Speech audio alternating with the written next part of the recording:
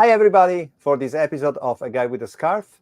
I have the pleasure to have with me someone that I've met a long time ago, and I was intrigued by one of their idea, and we'll talk about that later. Josh Walker from Sports Innovation Lab.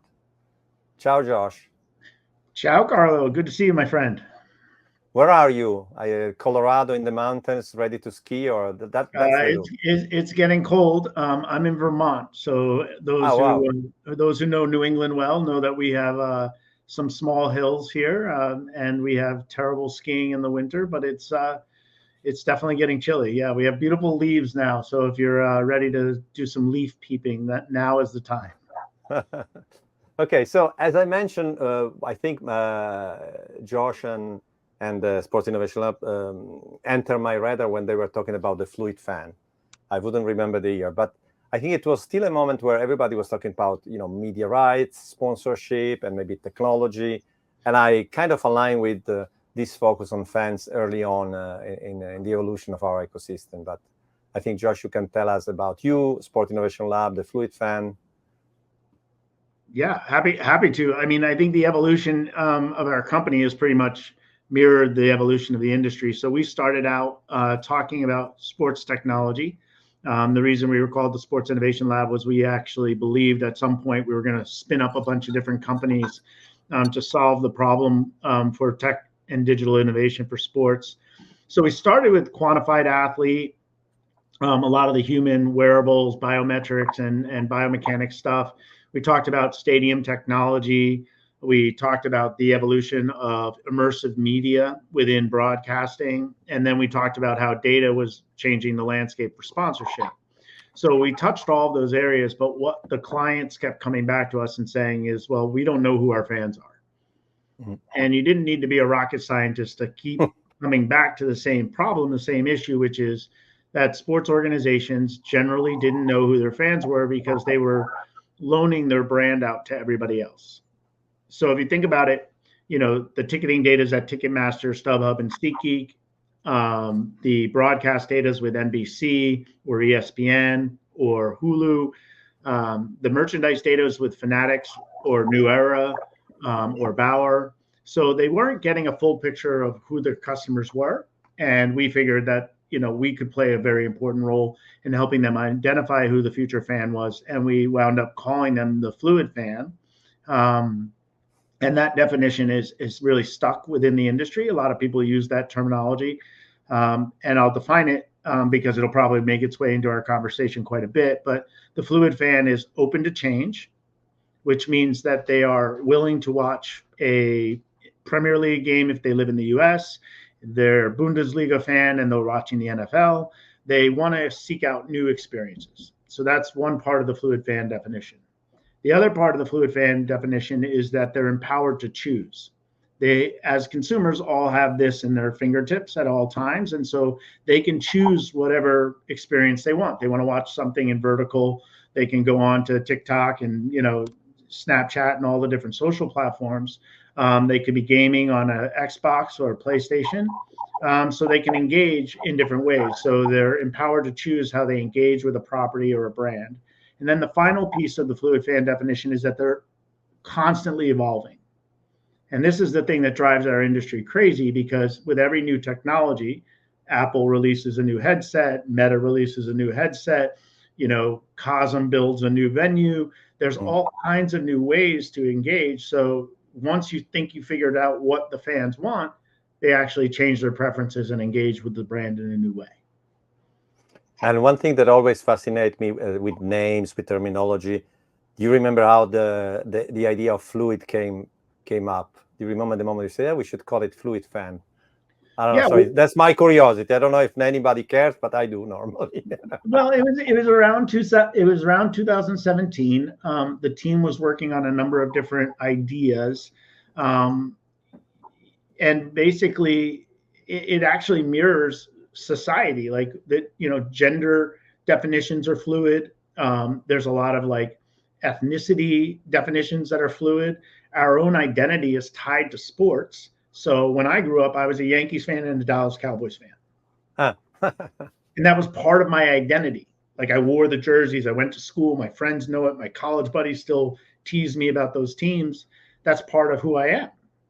But I now love women's sports. I'm watching the WNBA constantly. I'm watching the NWSL.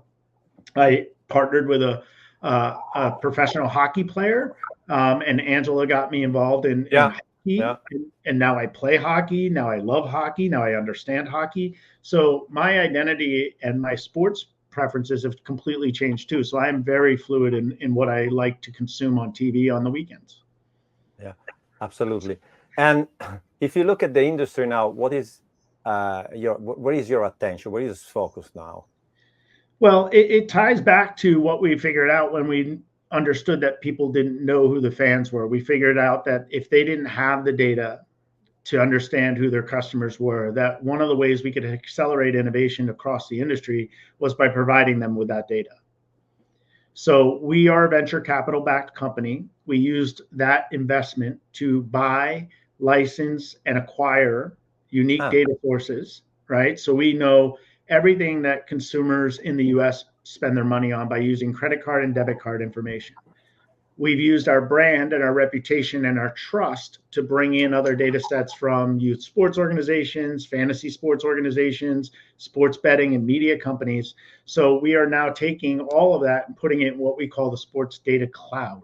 And that cloud, it's become sort of like this universal 360 view of what fans actually buy, where they spend their time and their money. And that helps organizations that only have ticketing information, or may only have merchandise information, or may only have concession information, really broaden what they know about those consumers, and get going with their strategic planning.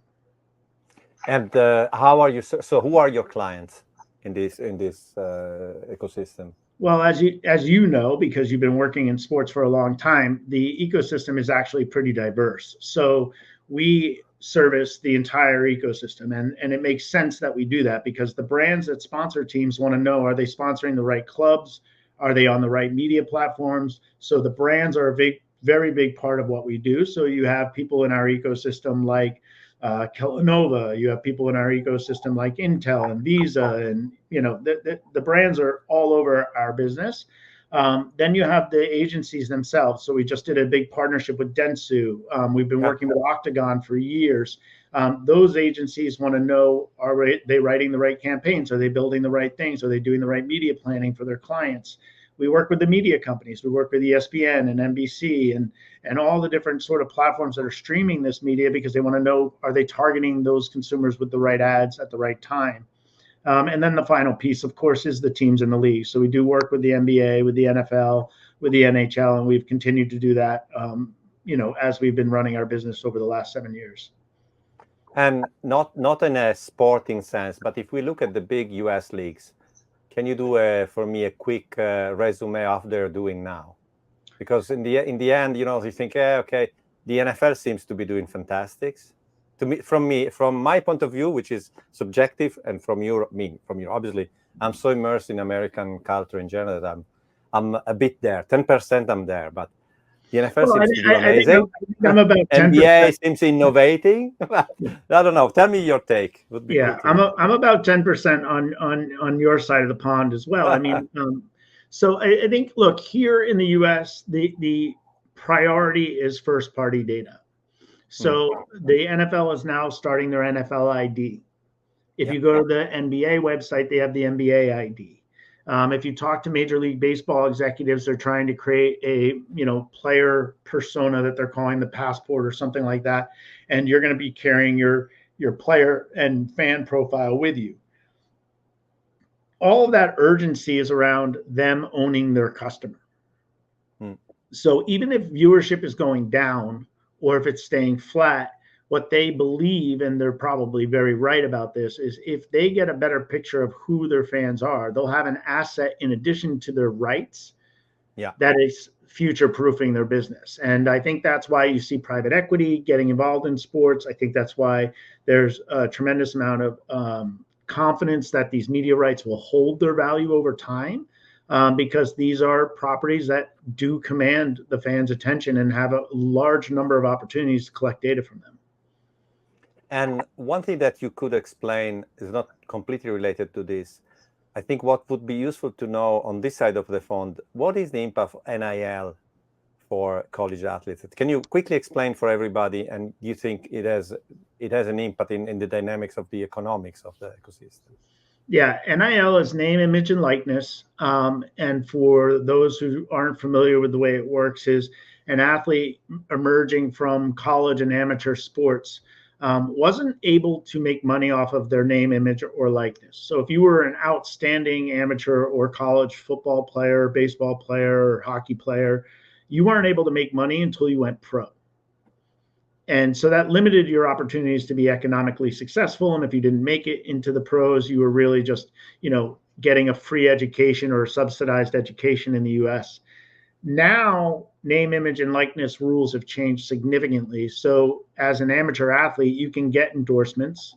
You can be paid for playing your sport much before you're actually a pro. And that has changed the way that brands actually think about this opportunity, because they can establish a relationship with an athlete at a very young age and actually be the brand that rides their success into the pros. And those types of partnerships, I think, are really, really valuable. Look, I mean, the biggest example of this is LeBron and Nike. Like, he did that very early in his pro career, and he's been loyal to that brand forever. That type of thing can actually happen at a much younger age. And you're seeing it already have ripple effects in college sports. The Tennessee Volunteers have recently done something called a fan tax, a talent tax. So they charge the fans additional 10% for tickets and other things, because they're trying to acquire more money so that they can pay the best talent to transfer to their programs. So it's actually very real. It's very starting to sort of get ingrained into the system from an economic standpoint.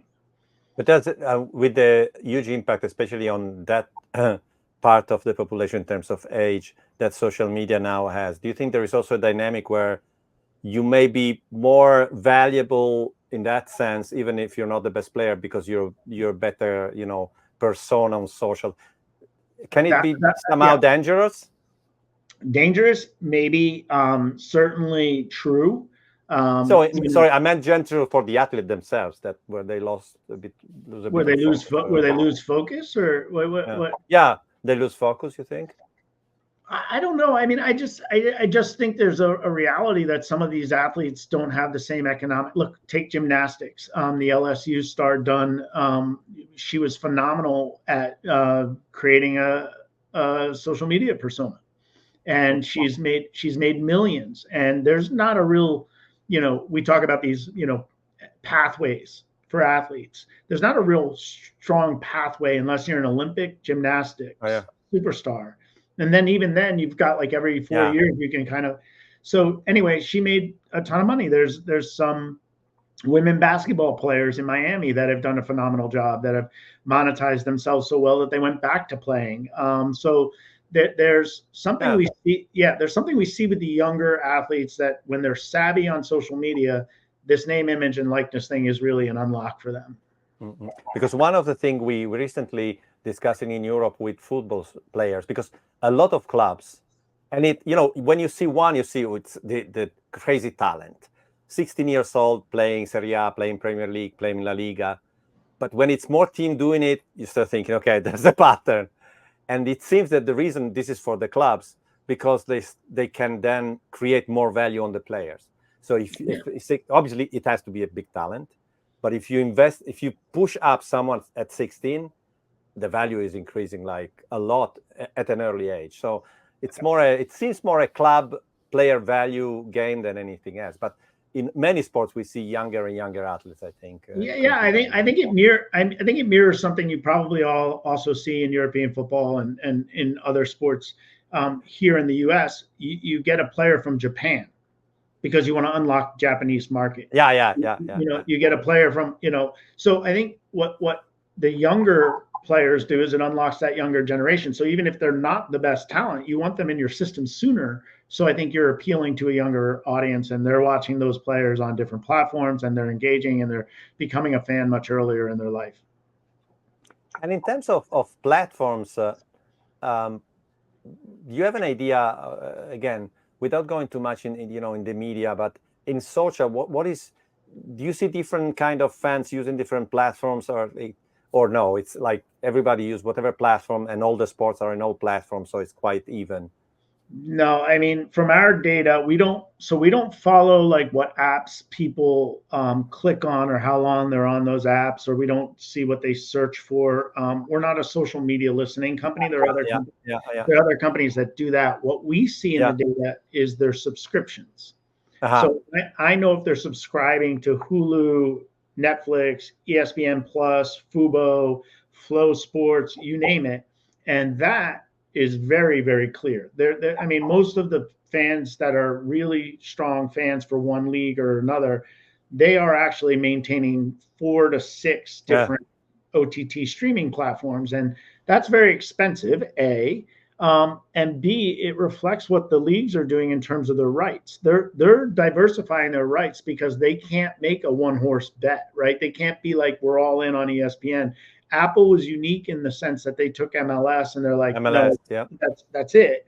But other leagues like the NFL, I mean, like Thursday Night Football is on Amazon, Tuesday Night Football somewhere else, Sunday Ticket somewhere else. So they're playing in all the ponds.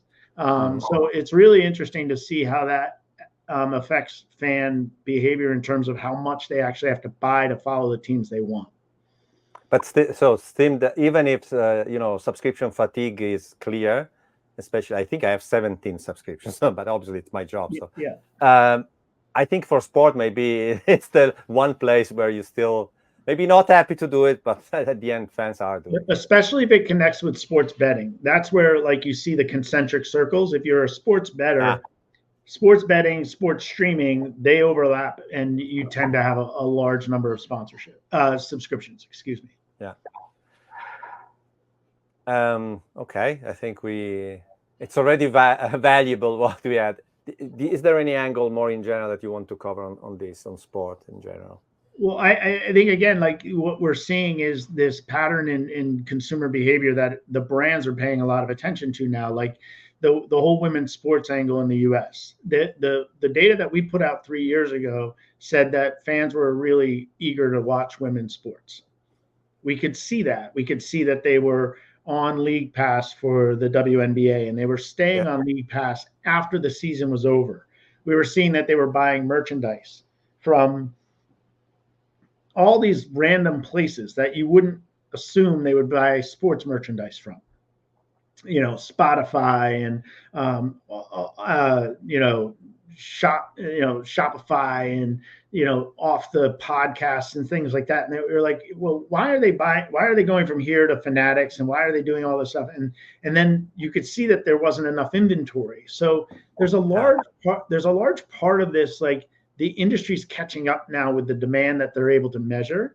And I think that intelligence hasn't been available to these guys in the past. They've been relying on Fanatics to tell them, like, what do fans want to buy? And now they're seeing in their own data, oh, we have an opportunity to release a new hoodie or a new sweatshirt or a new fashion line here. And I think that's going to diversify this industry even more than what we've seen in the past in terms of like what products and services they sell. And I think, I don't remember everything exactly, but you remember the last FIFA World Cup women when the goalkeeper jersey was not, for England, I think, was not available at the beginning, which was a shame because, and it was, I think it was a brand, not an apparel brand that maybe, I don't want to say the name, that is wrong. And then basically the fans demanded, and in the end they did it, which for me, it was like, whoa, how can you do such a mistake? Yeah. I mean, it's the World Cup. I mean, so the WNBA has been fighting with Nike for almost the last 5 years here because they've had the really famous orange hoodie. We've fallen short on jerseys for Caitlin Clark. There's things like that are like very high profile news stories that really put an exclamation point on that. Yeah. So acceleration of women's sport is real.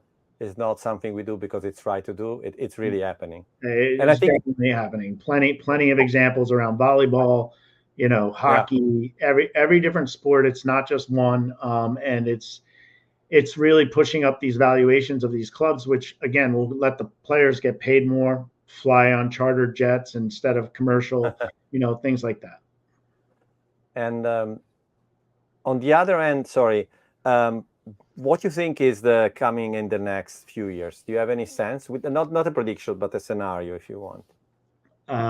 Yeah, I know it's always difficult to ask. No, I love talking to people like you who know the industry really well, because I think you can see the forces coming together, and the forces that are coming together mean that, like, we are going to have more and more personalized media opportunities, meaning that you're going to see something very different than I'm going to see if I'm watching the same two teams. Mm-hmm. And it's because you want to see more data on the screen than I do. You're going to want to hear different commentators than I do. I'm going to want to watch the game in silence because I'm usually watching it while I'm cooking, and I don't want to hear it. I want to be playing music. Like, there's different preferences that the brands and the media companies are going to get very, very good at understanding. And all this artificial intelligence, all of this machine learning is going to be able to slice and dice the media in different ways, so that you and I are having a very different viewing experience, even if we're watching the very same game.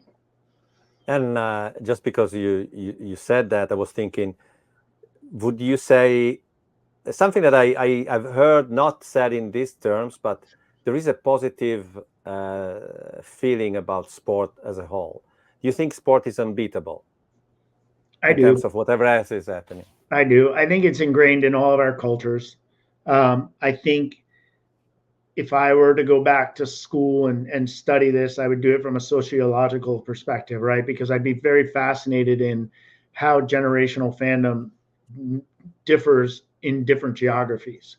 I think our fluid fan terminology works really well in the US. Mm-hmm. I think when you get into Europe, where these teams have been around 200 years, they've been playing forever in the local communities. Sometimes there's like that, look, I'll never not wear the red and white.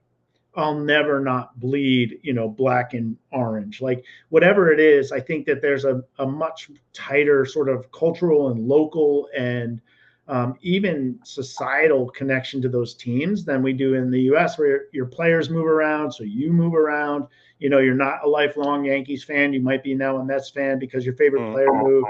I just think that there's really interesting sort of historical views on fandom that make this fluid fan concept an actual fact that it's coming, but it's going to show up in different geographies and different societies, I think, at different rates. I know my granddad was a Torino fan. My dad was a Torino fan. I am a Toro fan. My son is not. That is exactly, but that is you've just described fluid fandom. Yeah, we believe, and we say this in the U.S. We say the diehard fan is dead, and the fluid fan is the future, right? Yeah. And I don't know that that's universally true, but I think it's actually a trend that everybody is acknowledging and recognizing as the future. Maybe if you want, as you said, that the fluid fan has multiple dimensions of fluidity, in the sense of loyalty to a club, talking about football in Europe, I would say, but even maybe in other, but obviously the best example is football. Maybe that's still, for the young generation, the player, is maybe at the moment he's playing in an academy for a certain club, so he became of that club. So I think it's more fluid in that sense for, I would say, a certain level of age. The old style loyalty is still there in Europe. Yeah. For the club, or for everything else, maybe we have similar fluidity, I think. But if you love LeBron and you want to follow LeBron, do you wear his Cavaliers jersey, his Miami Heat jersey, his Lakers jersey? He's been a lot of places, right? So it's you're a LeBron fan. You're not following those teams as much. And that I think, again, I think that's the nature of the current sports economy, where transfers are more often. The players seek the highest salary, and certainly in college now, it even matters in the U.S. because the transfer portal means that this kid who got signed for the Georgia Bulldogs or for the Michigan Wolverines, he'll move. Like, if he gets a better deal somewhere else, he'll be playing for he could be playing for the team they hated, right? Like, he could go to the opposition, he could go to that rivalry, and that makes this really hard for fans to kind of get their heads around. So it's fascinating years ahead of us, I would say. Yeah, absolutely. I mean, it's a good business to be in. It's a rapidly changing industry. You want to be at the forefront of massive disruption and change because that's where real innovation happens, and I think that's where we're at. So I think that's it. Fantastic final. Thank you, Josh. You got it.